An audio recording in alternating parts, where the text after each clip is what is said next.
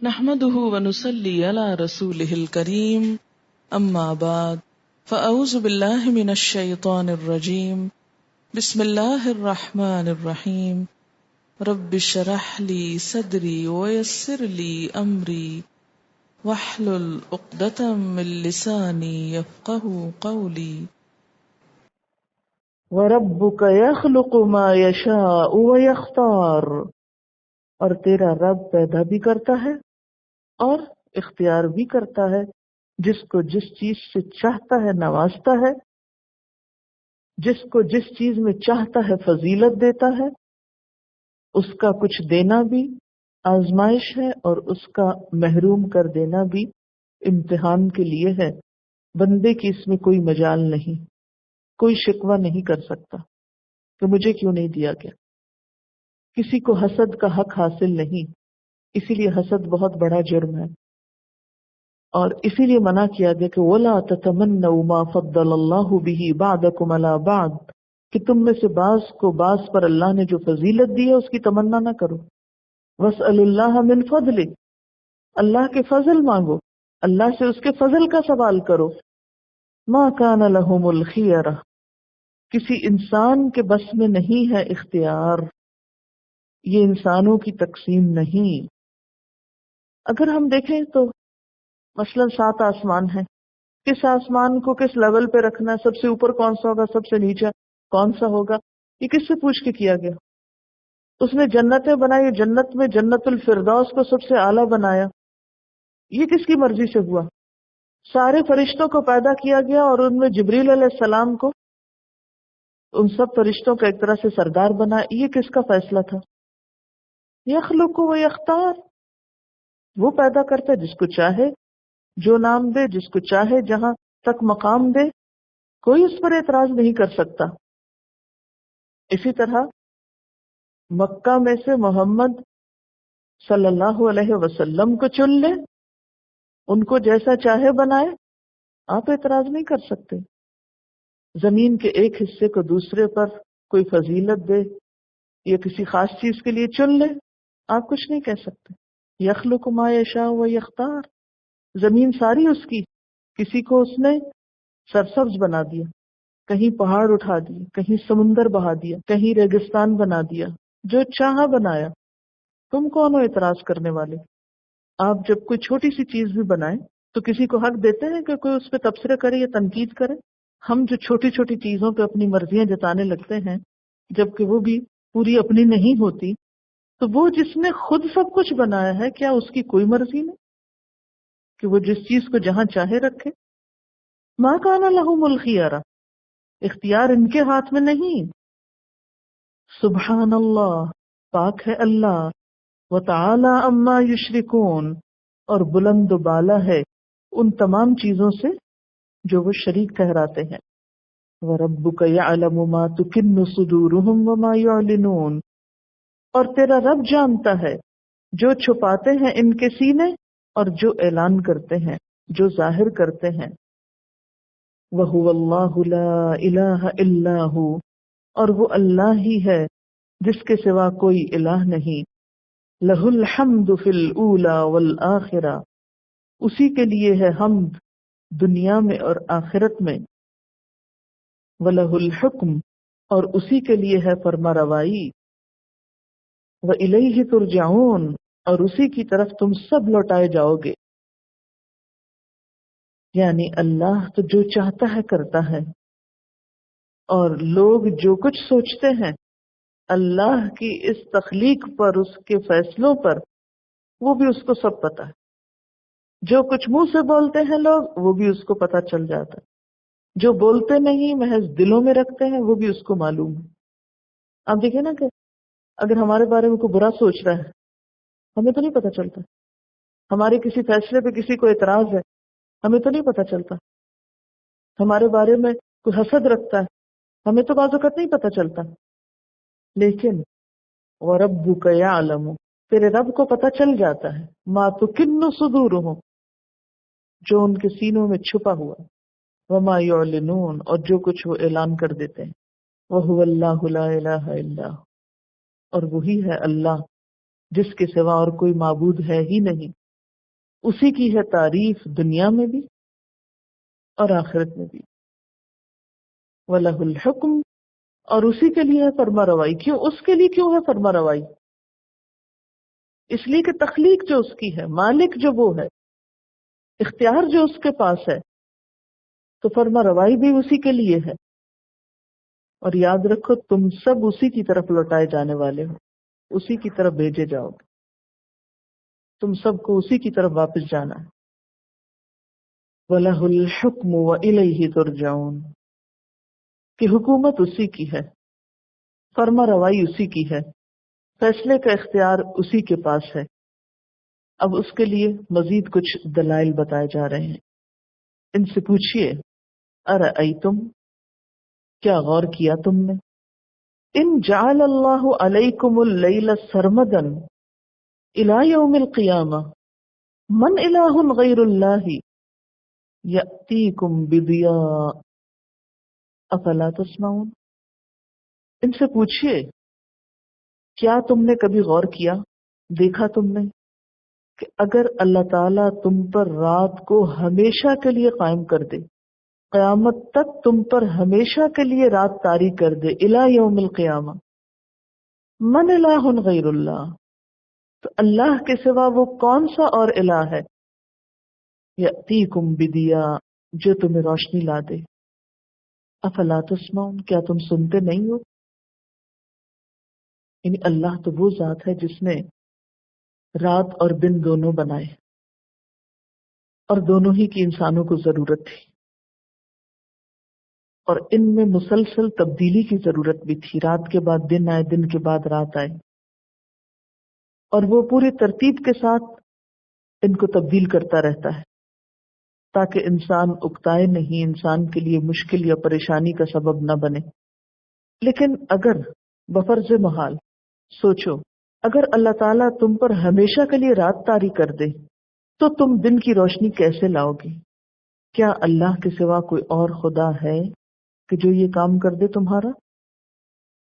کیونکہ الہ تو وہ ہوتا ہے نا جس کے پاس حکومت ہو، کلی حکومت، فرما روائی کا اختیار ہو، جو کائنات کی تدبیروں میں اپنی مرضی کر سکتا ہو۔ کتنی زبردست دلیل ہے نا یہ توحید کی کہ اللہ ایک ہی ہے۔ اگر کوئی اور ہوتا تو رات دن کی یہ ترتیب باقی نہ رہتی۔ تو سوچو اگر اللہ تعالیٰ تم پر ہمیشہ کے لیے، سرمد کس کو کہتے ہیں؟ ہمیشہ، دائمی، اگر ہمیشہ کے لیے، اور ہمیشہ سے مراد قیامت کے دن تک کے لیے رات بنا دے، یعنی دن آئے ہی نہ، تو کیا کوئی اور ہے تمہارے پاس جو تمہارا دن لے آئے؟ افلا تسمعون، تم سنتے نہیں ہو؟ یہ بتائیے رات اور دن کیسے پیدا ہوتے ہیں؟ کس کی گردش سے؟ زمین کی گردش سے، اور زمین کوئی چھوٹی سی چیز ہے جو کسی انسان کے ہاتھوں گھمائی جا سکتی ہو، اور پھر یہ گردش بھی نہ ضرورت سے زائد تیز ہے نہ کم ہے۔ پھر آپ دیکھتے ہیں کہ سورج کے گرد گھومتی ہے تو وہ گردش بھی اس کی ایک تو محوری گردش ہے، ہاں، کہ 24 گھنٹے میں اس کا چکر پورا ہوتا ہے، ہاں، پھر ایک اور طرح بھی گھومتی ہے۔ تو اس گردش کی وجہ سے رات اور دن پیدا ہوتے ہیں۔ اگر یہ گردش ذرا تیز ہو جائے تو کیا ہو؟ 24 گھنٹے کی بجائے دن کتنا ہو جائے؟ اس سے چھوٹا ہو جائے۔ اور اگر چھوٹا ہو جائے تو آپ کی نیند کیسے پوری ہوگی؟ اور نیند پوری کرنے کے بعد کام کس وقت کریں گے؟ اور پھر حیرت انگیز بات یہ ہے نا کہ سیدھی سادھی عقل رکھنے والا بھی یہ بات سمجھ سکتا ہے کہ ایک چھوٹا سا بال خود سے ہمیشہ نہیں گھومتا، یا ایک لٹو خود سے ہمیشہ نہیں گھومتا رہتا۔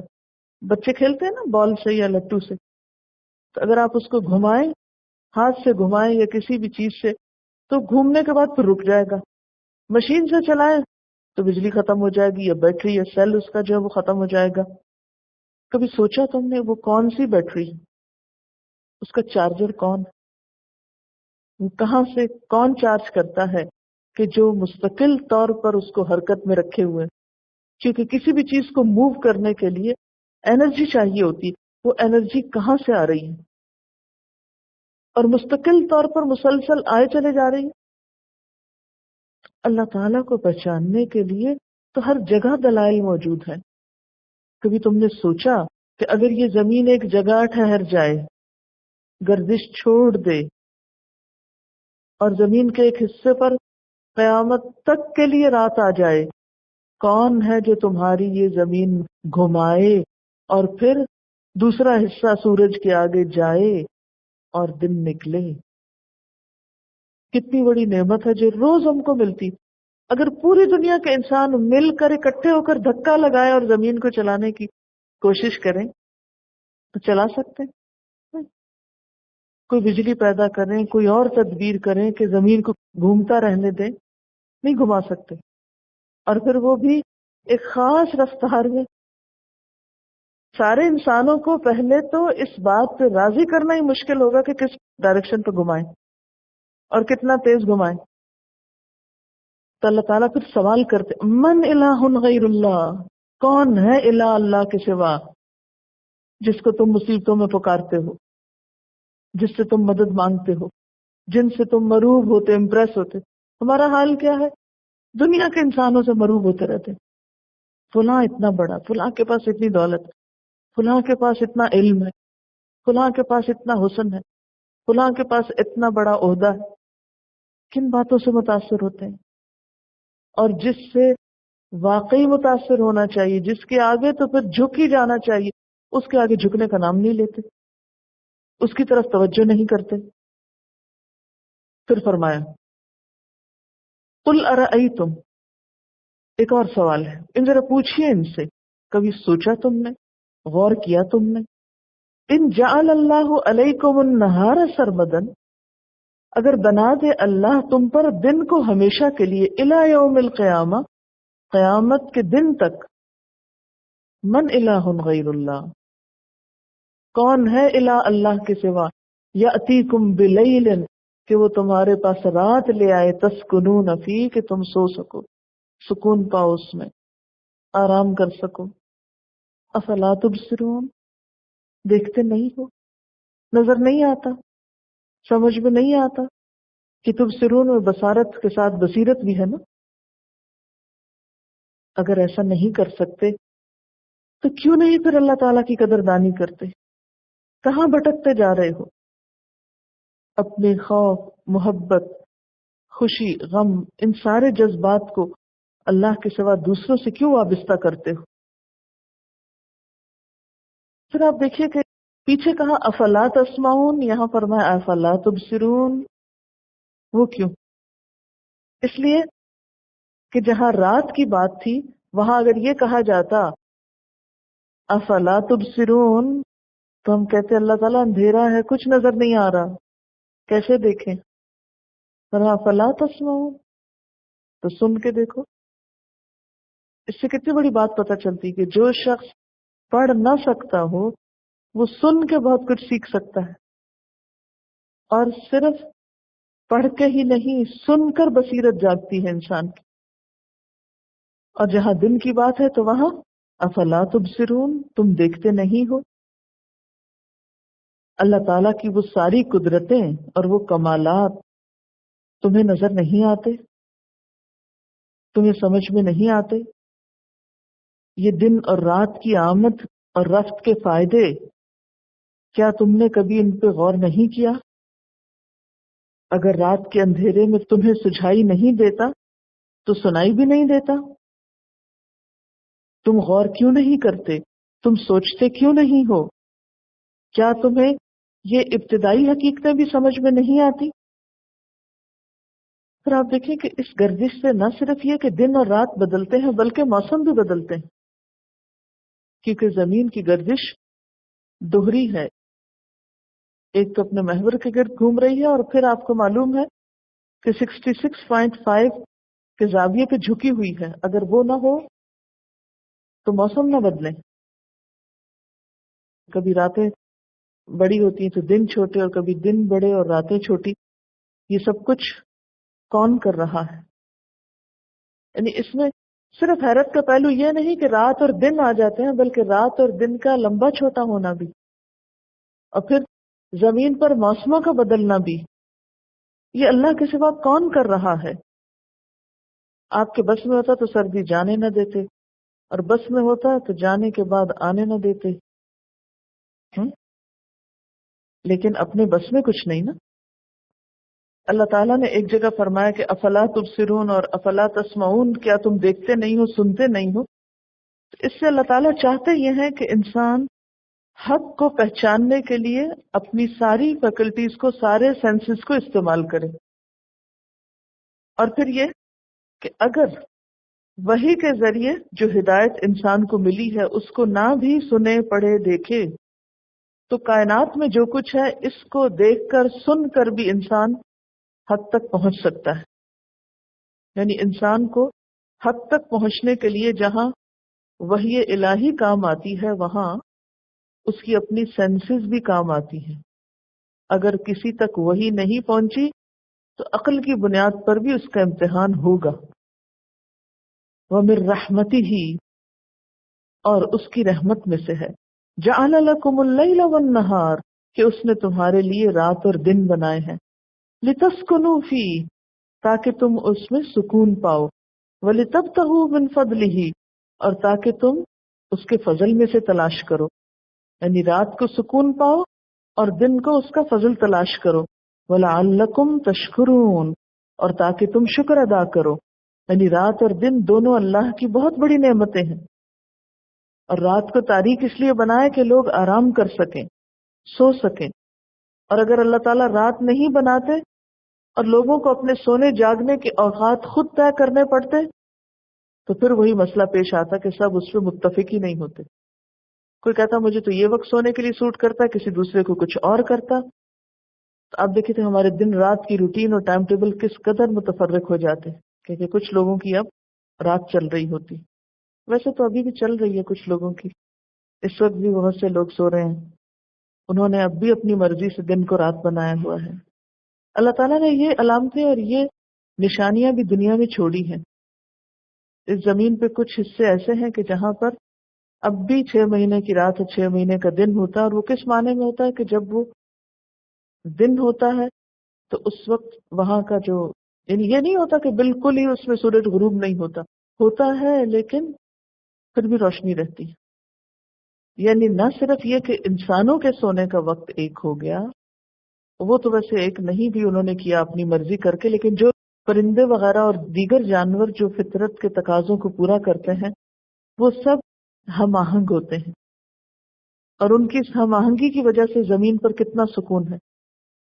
اگر رات کو پرندے چہچہانے لگتے اور شور مچانے لگتے اور شیر دھاڑنے لگتے تو پھر ساری نیند برباد ہو جاتی۔ تو اس کو کیا قرار دیا اس سارے نظام کو؟ وَمِن رَحْمَتِهِ، یہ اس کی رحمت میں سے ہے کہ تم اپنے کام کاج ٹھیک طریقے سے کر سکو، کیونکہ رات کی نیند پوری نہ ہو تو انسان دن کو صحیح طور پہ کام کر نہیں سکتا۔ فرمایا یہ وہ باتیں ہیں جن کو ایک عام سمجھ بوجھ رکھنے والا انسان بھی اچھی طرح سمجھ سکتا ہے۔ وَلَعَلَّكُمْ تَشْكُرُونَ، اور تاکہ تم شکر ادا کرو۔ لیکن ہم میں سے کتنے ہیں جنہوں نے کبھی اس نعمت کا سوچا تک ہو؟ ہم تو فار گرانٹیڈ لیتے ہیں کہ ایسا تو ہونا ہی چاہیے تھا، اب دن گزر گیا، اب رات آنی چاہیے، شکر تو نہیں ادا کرتے۔ اسی لیے ہمیں خاص طور پر صبح شام کی دعائیں سکھائی گئی ہیں کہ دن کے چڑھتے اور رات کے ڈھلتے انسان اللہ تعالیٰ کا شکر ادا کرے، اور اس میں اگر آپ دعاؤں پہ غور کریں تو بہت سی دعاؤں میں محض شکر ہے۔ مثلا اللہم ما اصبح بی من نعمت فمنک وحدک لا شریک لک فلک الحمد ولک الشکر، اصبحنا على فطرة الاسلام وعلى كلمة الاخلاص وعلى دین نبینا محمد صلی اللہ علیہ وسلم وعلى ملة ابینا ابراہیم حنیفا مسلما وما كان من المشرکین، اللهم انی اصبحت اشهدك واشهد حملة عرشك وملائكتك وجميع خلقك انك انت الله لا اله الا انت وحدك لا شريك لك وان محمدا عبدك ورسولك۔ یہ تمام اذکار جو ہیں یہ بنیادی طور پر کیا ہیں؟ اللہ تعالیٰ کا شکر ادا کرنے کا طریقہ ہے۔ اسی طرح جب شام ڈھل جاتی ہے تو اس وقت بھی وَيَوْمَ يُنَادِيهِمْ، اور جس دن وہ ان سب کو پکارے گا۔ اس سے کیا پتہ چلتا ہے کہ قیامت کے دن اللہ تعالیٰ بہت سے لوگوں کو پکاریں گے۔ فَيَقُولُ أَيْنَ شُرَكَائِيَ الَّذِينَ كُنْتُمْ تَزْعُمُونَ، کہاں ہے تمہارے وہ شریک جن کے بارے میں تم گمان کرتے تھے۔ پچھلی آیات کو اگر آپ غور کریں تو یوں محسوس ہوتا ہے نا کہ آغاز اور انتہا ایک ہی جملے سے ہو رہی ہے۔ آغاز میں بھی کیا تھا آیت 62 میں، وَيَوْمَ يُنَادِيهِمْ فَيَقُولُ أَيْنَ شُرَكَائِي، پھر شرک کی تردید میں دلائل دے کر، ساری بات سمجھا کر، آخر میں دوبارہ پکار آتی ہے، وَيَوْمَ يُنَادِيهِمْ فَيَقُولُ أَيْنَ شُرَكَائِي، رب تو میں ہوں، دوسروں کو کہاں سے شریک کر لیا تم نے۔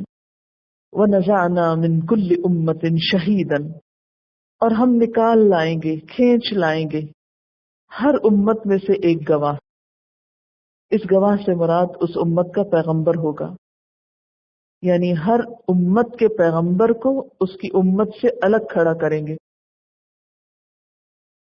تصور میں لائیں، اب ذرا امیجن کریں، قیامت کا دن ہے، بہت سی امتیں آئیں، ہر امت کا پیغمبر بھی اپنی امت کے بیچ میں موجود ہے، تو اللہ تعالیٰ کیا کریں گے؟ اس پورے مجمع میں سے، اس امت کے پورے افراد میں سے پیغمبر کو نکال کے باہر الگ کھڑا کریں گے، سمجھتے؟ الگ کر لیں گے۔ فَقُلْنَا، پھر ہم کہیں گے، ہاتوا برہانکم، لاؤ اپنی دلیل۔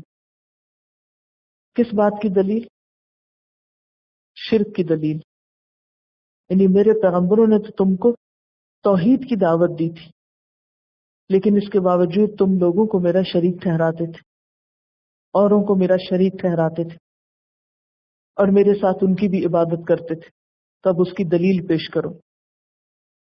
لیکن کہاں سے دلیل پیش کریں گے؟ کوئی عذر پیش نہیں کر سکیں گے۔ فَعَلِمُوا، تو وہ جان لیں گے، کون جان لیں گے؟ مشرک، کیا؟ ان الحق للہ، کہ حق اللہ کے لیے ہے۔ وَضَلَّ عَنْهُمْ مَا كَانُوا يَفْتَرُونَ، اور گم ہو جائیں گے ان سے جو کچھ کہ وہ گھڑا کرتے تھے، ان کی ساری تعویلیں، دلیلیں، بہانے، سب کچھ گم ہو جائے گا ان سے، جو انہوں نے گھڑ رکھے تھے، وہ ان کے کسی کام نہیں آئیں گے۔ یعنی قیامت کے دن وہ حیران، پریشان، ساکت کھڑے ہوں گے، کوئی جواب اور کوئی دلیل انہیں نہیں سوجے گی۔ جن پہ وہ بھروسہ رکھے ہوئے تھے وہ بھی کہیں گم ہو جائیں گے، وہ بھی نظر نہیں آئیں گے۔ یہ بالکل ایسے ہی نہیں کہ بعض اوقات انسان کوئی چیز بہت بچا بچا کے رکھتا ہے کہ مشکل وقت میں کام آئے گی، اور جب مشکل آ پڑتی ہے تو وہ چیز ڈھونڈے سے نہیں ملتی۔ کبھی ہوا آپ کے ساتھ ایسے؟ یا کسی انسان پہ آپ کو بڑا بھروسہ ہوتا ہے، اس کے ساتھ آپ نے بڑے اچھے ٹرمز رکھے ہوتے ہیں کہ یہ مشکل وقت میں مجھے کام آئے گا، اور جب مشکل آتی ہے وہ اس سے پہلے ہی کہیں غائب ہو چکا ہوتا ہے۔ تو قیامت کے دن جب اللہ تعالیٰ ان سے فرمائیں گے کہ ہاتوا برہانکم، لاؤ کوئی دلیل، اپنی صفائی پیش کرو، کوئی عذر، کوئی بہانہ، کوئی کچھ سوجھے گا ہی نہیں۔ وہ سب اتنی حقیر اور اتنی چھوٹی اور بیکار باتیں لگیں گی، وہ وہاں فٹ ہی نہیں آئیں گی کہ جن کو بطور دلیل پیش کیا جائے، کیونکہ جو باتیں آج یہ کرتے ہیں یہ دلائل نہیں ہیں، یہ محض نفس کی تعویلات ہیں جن کی کچھ بھی حقیقت نہیں۔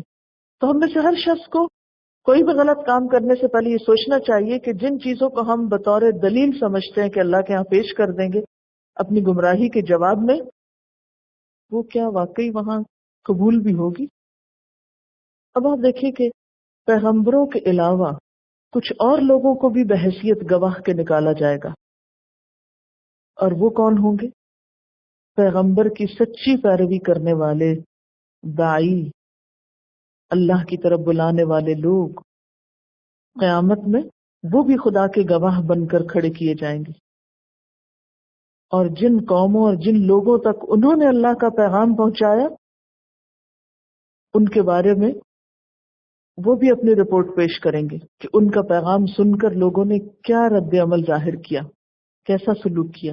بعض اوقات ایسا ہوتا ہے کہ ہم کسی کو حق بات پہنچاتے ہوئے بہت شرم کھاتے ہیں. ہم کہتے ہیں پتہ نہیں یہ مانے کہ نہ مانے. کیوں کرتے ہیں ایسا؟ ہم کیوں ڈرتے ہیں؟ کس بات کا ڈر ہوتا ہے؟ اپنے جھٹلائے جانے کا، اپنی بےزتی کا، یا کچھ اور بھی؟ کس چیز کا ڈر ہے؟ اپنی بےزتی کا ڈر. تو پھر بات تو یہی ہے نا کہ اپنے آپ کو قربان نہیں کرنا چاہتے، اپنی بےزتی کے ڈر سے کہ مجھے جھٹلا دیا جائے گا، میری مانی نہیں جائے گی. ہاں اگر مجھے یہ کوئی گارنٹی دے دے جو کوئی نہیں دے سکتا کہ دوسرا مان جائے گا، تو پھر میں جلدی سے جا کے بتاتا ہوں. تو پھر اللہ کی بات تو نہیں نا، پھر تو اپنے نفس ہی کی بات ہے کہ جہاں آپ کو عزت ملے، جہاں آپ کے سننے اور چاہنے والے بہت ہو، وہاں تو آپ پہنچائیں، اور جہاں آپ کو جھٹلائے جانے کا ڈر ہو وہاں آپ بات ہی نہ بتائیں. کیا ہوگا؟ آپ نے بات پہنچائی، اگلے نے کہا نہیں میں نہیں مانتا، کچھ بھی نہیں ہوگا، لیکن ایٹ لیسٹ پیغام تو پہنچے گا. اور یہ بھی یاد رکھیں کہ جھٹلانے والے، انکار کرنے والے ایک دفعہ کر جاتے ہیں غصے میں آ کے، ناراض ہو کے، کیونکہ نئی بات ہوتی ہے نا، اور ہر نئی بات پہلے ریجیکٹ کی جاتی ہے، پہلے جھٹلائی ہی جاتی ہے.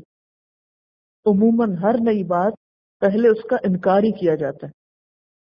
لیکن انکار کرنے والے بھی پھر انکار کر کے ان کا ضمیر جاگنے لگتا ہے، ہیں کیا کہا تھا اس نے مجھے، کیوں کہا تھا؟ کیونکہ جس بات پہ جتنی غیرت آتی ہے، جتنا غصہ آتا ہے، انسان بعد میں اس کو اتنا ہی سوچتا رہتا ہے. مثلاً آپ اپنے آپ کو رکھیے اس جگہ، اگر کوئی آپ کو کوئی ایسی انہونی بات کہتا ہے جسے آپ ایکسپیکٹ نہیں کر رہے ہوتے، تو اس کے بعد آپ کا طرز عمل کیا ہوتا ہے؟